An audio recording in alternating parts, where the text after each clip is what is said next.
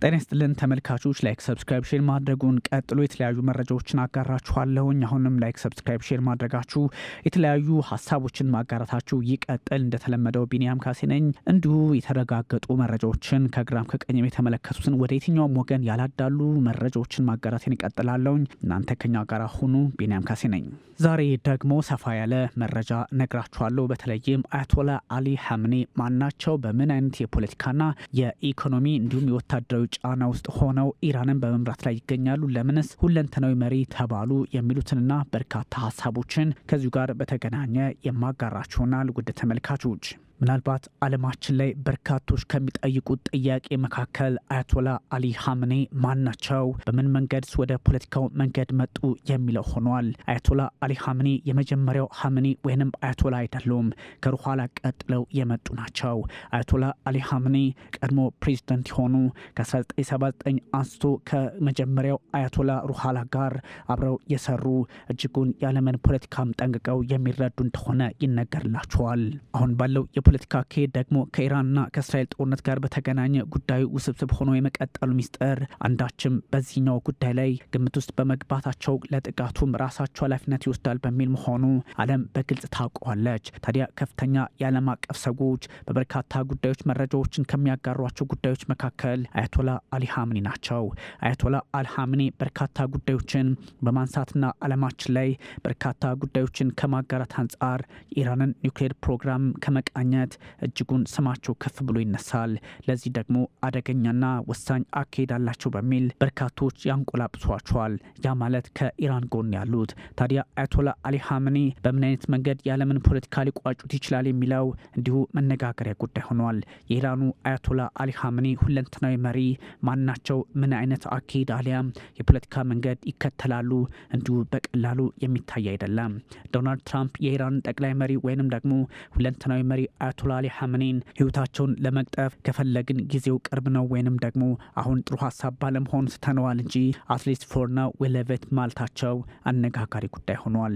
እስራኤል በኢራን ላይ ጥቃት መሰንዘሯን ተከትሎ እንዲህ አይነቶችን ወታደራዊ ዘመቻዋ ለህልኗ አሊያም ፎር ቨሪ ኤክስተንሻል ጉዳይ አደጋ መሆኑን በምትገልጽበት አጋጣሚ የኢራን የኒውክሌር መርሃ ግብር እንዲሁ አብሮ ይነሳል። በኢራን ውስጥ የስርዓት ለውጥ ሊያስከትል እንደሚችል የእስራኤሉ ጠቅላይ ሚኒስትር ቤንያሚን ኔታንያሁ ከመዘታቸውን ባሻገር አያቶላ አሊ ሀምኔን ህይወታቸውን መቅጠፍም እንዲሁ ግምት ውስጥ እየገባ ያለ ጉዳይ ሆኗል። ከዚህ ቀደም የኢራን ህዝብ በመሪዎቹ ላይ ተነስ አፕራይዚንግ በሚል ሀሳባቸውን በማንጸባረቅ ይታወቃሉ ጠቅላይ ሚኒስትር ቤንያሚን ኔታንያሁ።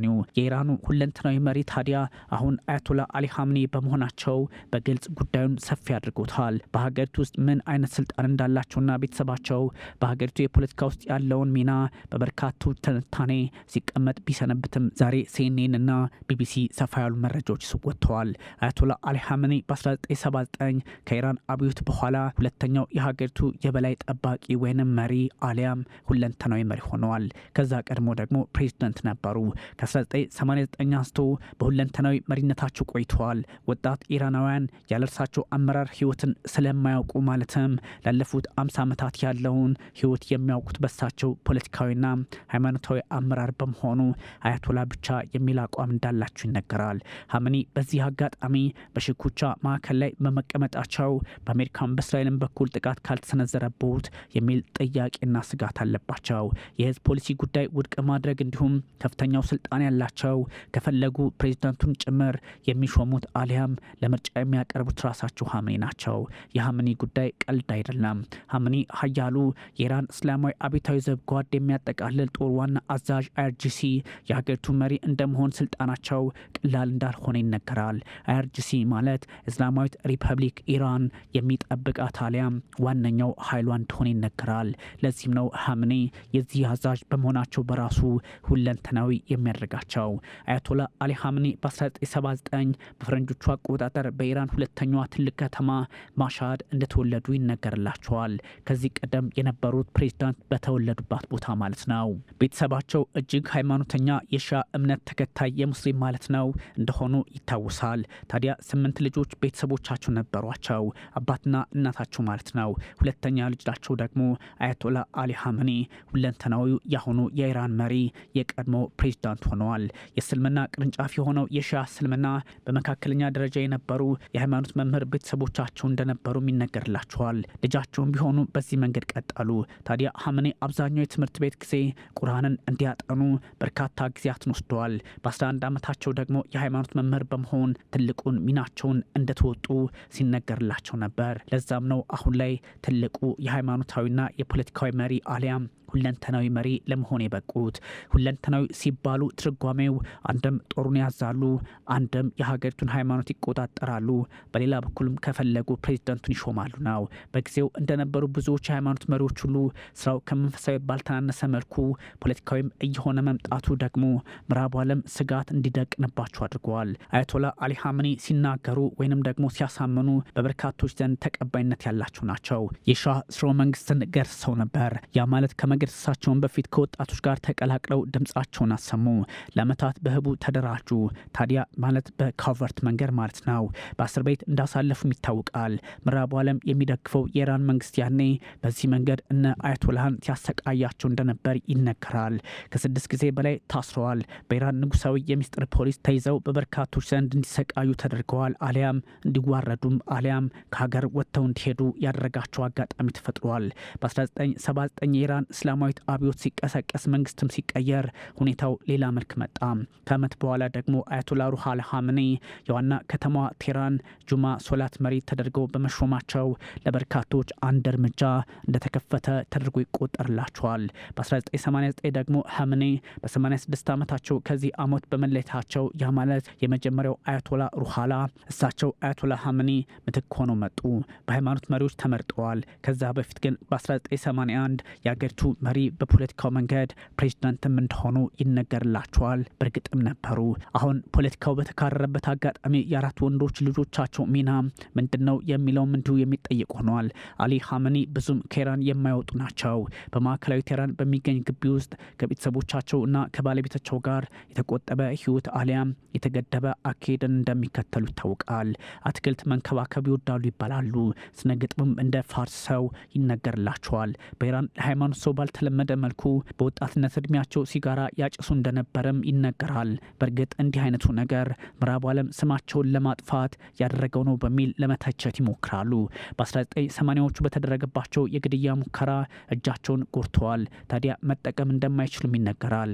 ሀመኒ ከባለቤታቸው ማንሱሪ ሀጃስታይ በቄርዛዳ 4 ወንዶችና 2 ሴቶች ልጆች በጥቅሉ 6 ልጆች እንዳሏቸው ይነገራል። አሊያም ወልደዋል።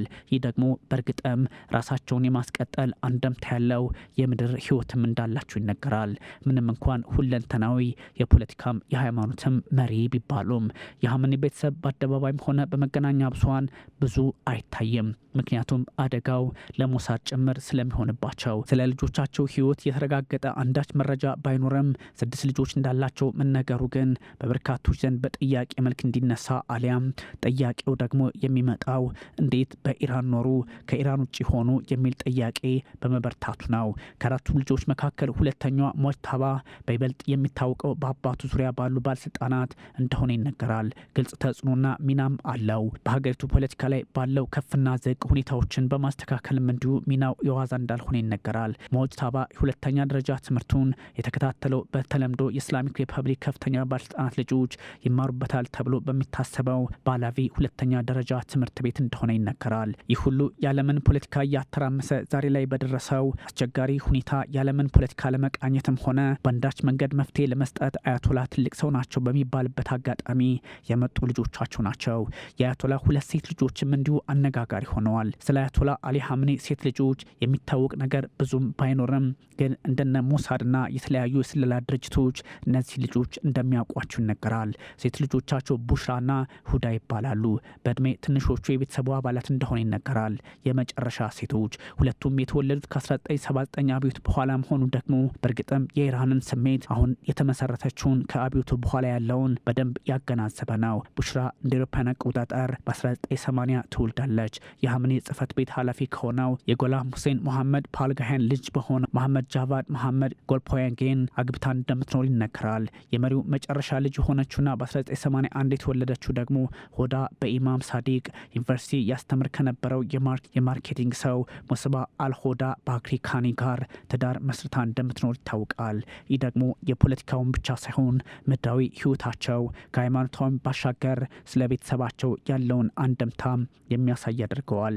ታዲያ እንዲህ አይነቱ አካሄድ ስለ ቤተሰቦቻቸው ጠንቅቃ የምትረዳው ዓለም አሁን አያቶላ አሊ ሀምኒ ላይ ራሳቸውን የማጥፋት አሊያም የመግደል ሙከራ እንቅስቃሴ ውስጥ ላይ መሆኗ እጅጉን አነጋጋሪ ሆኗል።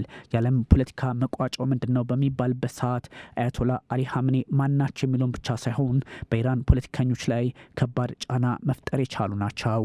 የዓለምን ፖለቲካ በግራም በቀኝ መመልከት እጅግ አስቸጋሪ ነው በሚባልበት ሰዓት በአሁኑ አጋጣሚ እስራኤልና ኢራን በገቡበት ጦርነት እንደ ዋነኛ ምክንያት እየተቆጠሩ ያሉት አያቶላ አሊ ሀምኒ ቤተሰቦቻቸውንም ሆነ አገራቸውን ወደ አንድ እርምጃ ለማራመድ የሚከተሉት መንገድ የየቅል ነው ለማለት አያስደፍርም።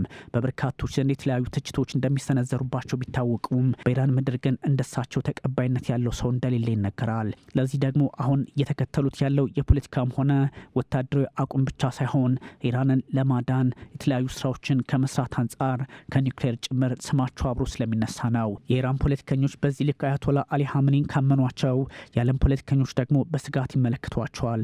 እናም አያቶላ አሊ ሀምኒ እስራኤል ላይ ጥቃት እንዲሰነዘር በር ከፍተዋል አሊያም ጫና እየፈጠሩ ነው በሚል ይተቻሉ።